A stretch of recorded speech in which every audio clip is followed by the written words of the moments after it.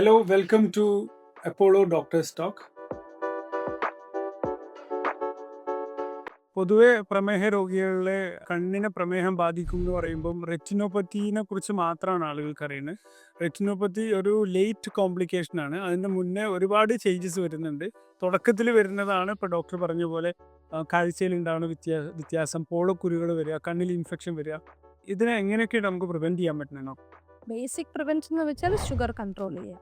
നമ്മൾ sugar control ചെയ്ത് തന്നെ കുറേ പ്രശ്നങ്ങൾ ഒഴിവാക്കാം. കാഴ്ചയ്ക്ക് ബുദ്ധിമുട്ട്, അതായത് കുറച്ചുകൂടെ സീരിയസ് ആയിട്ടുള്ള പ്രമേഹ രോഗികൾക്ക് വരുന്ന പ്രോബ്ലംസ് ആണ് ഗ്ലോക്കോമ, അതായത് കണ്ണിന്റെ പ്രഷർ കൂടുക. അത് ഒരു റിലേഷൻ ഉണ്ട് ഡയബറ്റിക് പേഷ്യൻ്റ്. അപ്പം നമ്മൾ ഈ ചെക്കപ്പിന്റെ ഇടയ്ക്ക് അതും സ്ക്രീൻ ചെയ്യുന്നുണ്ട്. ഓക്കെ. ബേസിക്കലി ഡയബറ്റിക് റെറ്റിനോപ്പതി എന്ന് പറയുമ്പോൾ നമ്മുടെ കണ്ണിന്റെ ഞരമ്പിന് ഷുഗർ ധാരണ പ്രശ്നങ്ങൾ വരിക.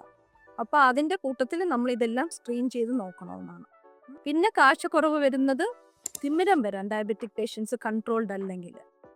മെയിനായിട്ട് കാഴ്ചക്കുറവ് വരുന്നത് തിമിരം കൊണ്ടും കണ്ണിന്റെ പ്രഷർ കൂടിയോണ്ട് അല്ലെങ്കിൽ ഡയബറ്റിക് റെറ്റിനോപ്പതി, അതായത് കണ്ണിന്റെ ഞരമ്പിന് ഷുഗർ കാരണം പ്രശ്നങ്ങൾ വരിക.